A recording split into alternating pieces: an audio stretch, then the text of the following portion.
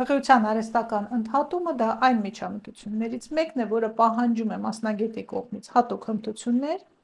իսկ պացիենտի կողմից բարձր պատասխանատվության զգացմունք։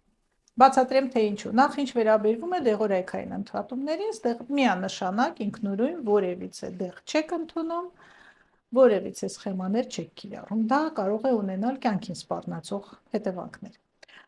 Ինչ վերաբերվում է գործիքային ընդհատումներին։ Ամենակարևոր քայլերից մեկը առաջինը դա ուլտրաձայնային հետազոտությունն է։ Մինչև պտղաձուն չենք տեսնում արգանդի խոռոչում, որևիցե միջամտություն անել անթույլատրելի է։ Դա մեկ եւ ամենակարևորը, ինչու ես խոսեցի բժշկի հմտությունները, տեխնիկան, որովհետեւ եթե միջամտությունը կատարվում է ոչ լիարժեք, ինչ որ պատճառով, մենք ունենք բարդություններ։ Հիմա ես կցույց տամ ձեզ բարդություններից մեկը։ Հղիության արհեստական ընդհատումից հետո պարտադիր կատարվում է ներհեշտոցային ուլտրաձայնային հետազոտություն։ Առավել եւս դա կատարվում է շատ շուտ ժամանակահատվածում, եթե կինը նշում է առատ արյունահոսություն, որը չի դադարում։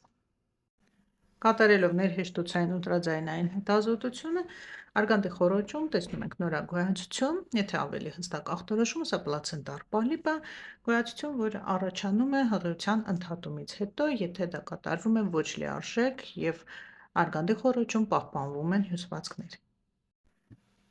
Տեսանելի է պոլիպը եւ CMF ռեժիմով հստակ տեսնում ենք նաեւ անոթավորումը։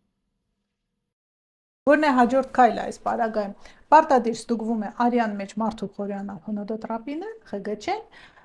արդեն իսկ ունենք տվյալներ, ի դեպ տիպը բավականին բարձր է եւ այս ցուցանիշի նկատի ունենալով ուլտրաձայնային հետազոտության արդյունքը կինը կրկին ուղղորդվում է ստացիոնար իր մասնագետի մոտ, որպեսզի կատարվի արգանդի խոռոչի քերում։ Այս անգամ պարտադիր հյուսվածքաբանական քննությամբ, քանի որ նման խնդիրը կարող է ուղեկցվել այլ պաթոլոգիաներով։